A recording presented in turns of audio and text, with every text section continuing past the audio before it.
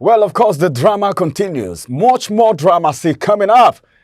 Do you remember what happened yesterday? I will tell you. You may not know, but I will tell you. Today, we want to look at Yahaya Bello of Kogi State. We're looking at EFCC. Then we're looking at the judiciary. Are you amazed? All right. My name is Ramsey Enoch, and it's good to have you on today's review. It is a wonderful edition, and I have Christopher Sunday right here today once more to add his voice to the conversation. Good morning, Christopher. Good morning. Good morning, Ramsey. Why are you smiling? The drama. Yeah, it's a big drama actually. But then This can be scripted and then we sell it to Nollywood. What's happening to the political system of Nigeria? Okay, let's just leave that aside now. Let's go to Kogi State. Well, should I say fortunately or unfortunately, you are from Kogi State? Fortunately. Yes. But why the drama in Kogi State right now? Because look at what happened. Yahaya Bello got an interim injunction that EFCC shouldn't track on him. Then yesterday, EFCC also in Abuja here got a court warrant, all right, to do what they actually did. Then, hey, can you do away with loyalty? We talked about Ododo all the time here. But then, you can't really finalize on Ododo yet, but you saw what Ododo did yesterday. That's more like a father and son relationship. So the whole scenario, let's look at it this morning. Yahaya Bello, okay, the incident, the scenario surrounding Yahaya Bello. Then we look at the judiciary, the effectiveness of the judiciary, the confusion, if I may ask. Then we also look at EFCC. Some persons are already saying EFCC is a tool, but I'm not the one saying that, okay? I need to exonerate myself. That's what the people are saying. I don't know if you have a different opinion or you are of the same school of thought. So look at the whole scenario, everything together right now. Yahaya Bello, EFCC, and the judiciary. What would you want to make out of this? Yeah, first of all, I've searched to see if I could find the invitation, or if the invitation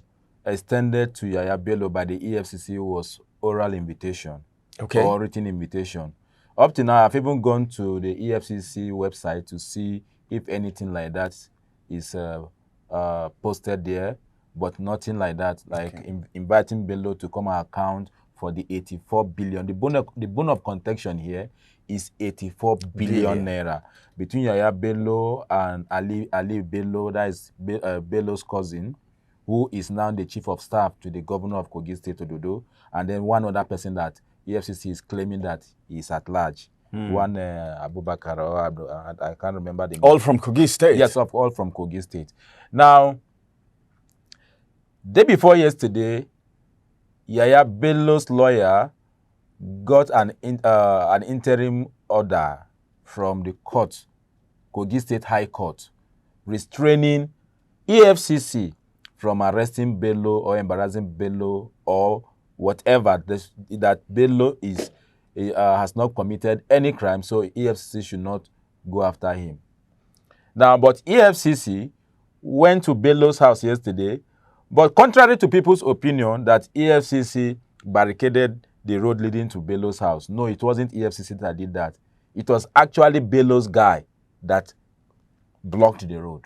In case EFCC wants to come? Yes. Now, it was when EFCC got there, and then they saw that, oh, this thing is not what we thought. They now have to call for backup.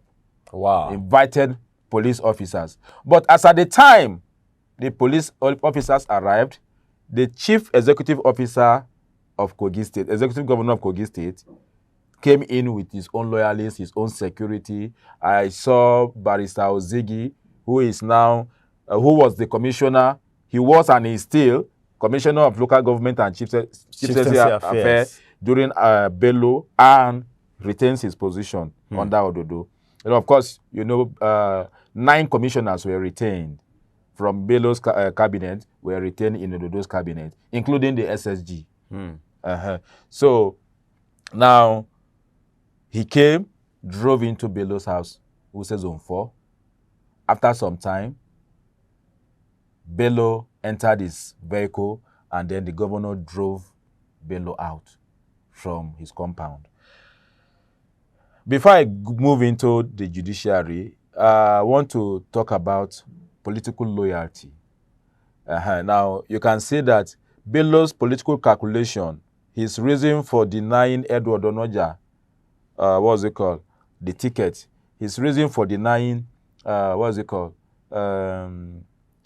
SDP guy now, Yakubu Ajaka, the ticket, maybe it's playing out well for him. Because the question now is that if Edward was the governor of Kogi State now, or Yakubu Ajaka, something else may have happened yesterday. Would they have protected him the way his own brother is doing Ododo right now? Is protecting him? Is Ododo actually his brother, or anyway? Well, they are all from Kogi State. They are all from Kogi Central. Yeah, the same language, and people say that they are even from the same political world. Okay, that I don't know, but the little I know is that their house is actually not far from each other, because I know the house of obviously they are brothers. So that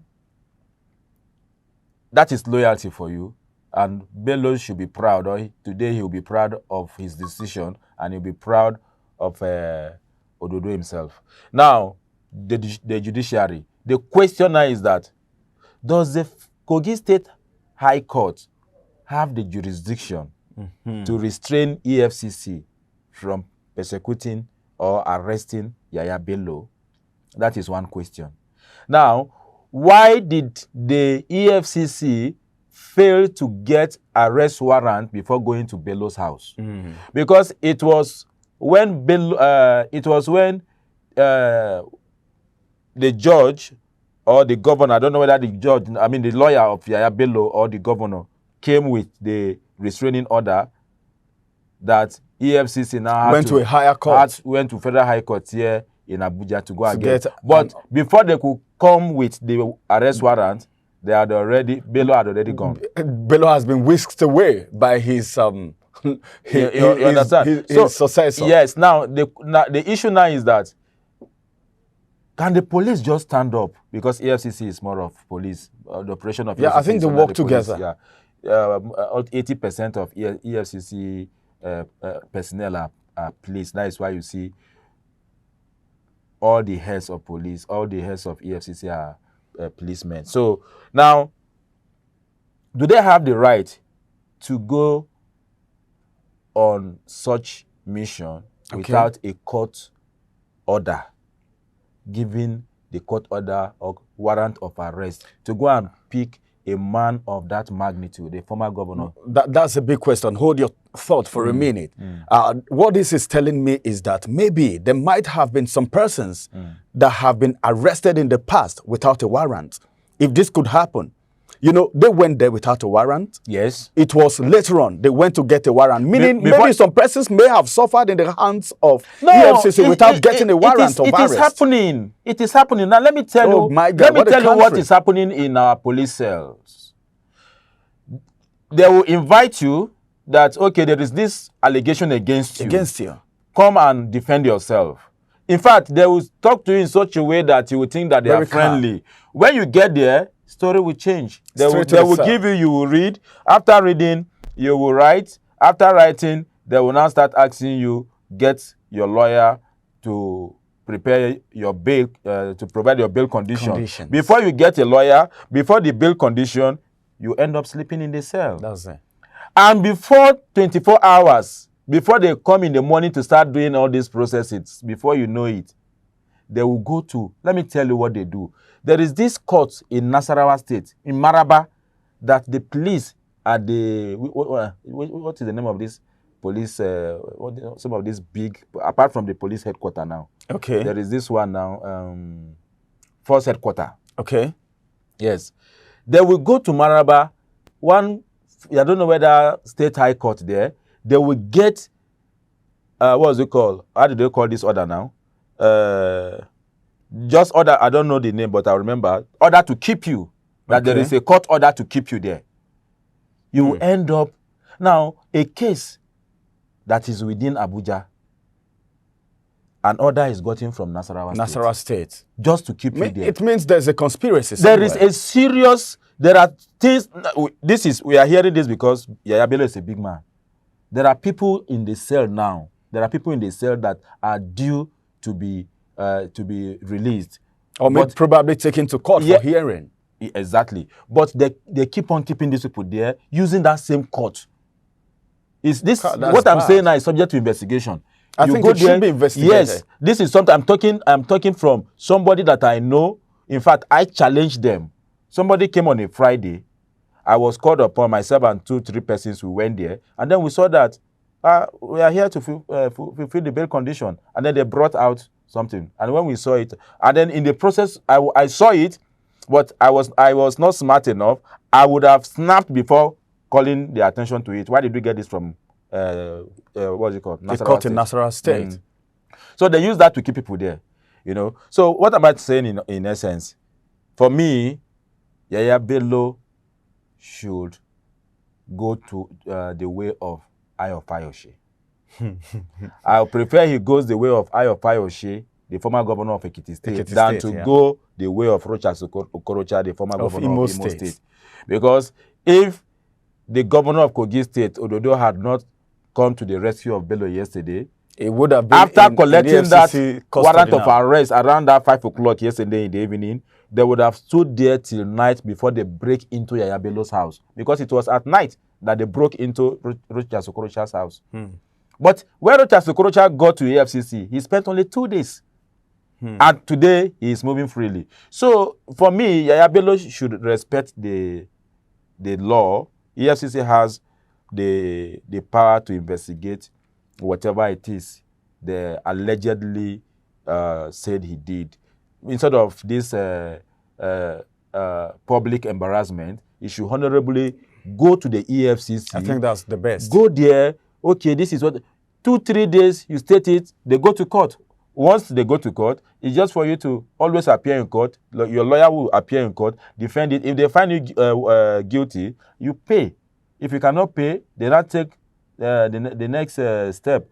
The state governor can also say, yeah, this money you people are claiming, he has actually brought it back. How about that? It's impossible. And maybe we used it for this project, we used it for that project. Well, this is going to be the size of today's review. Thank you very much, Christopher, for adding your voice to the conversation. Thank you. And there is this saying that a clear conscience fears no accusation. So what I want to say is that Yahaya Bello should present himself to EFCC, let them investigate.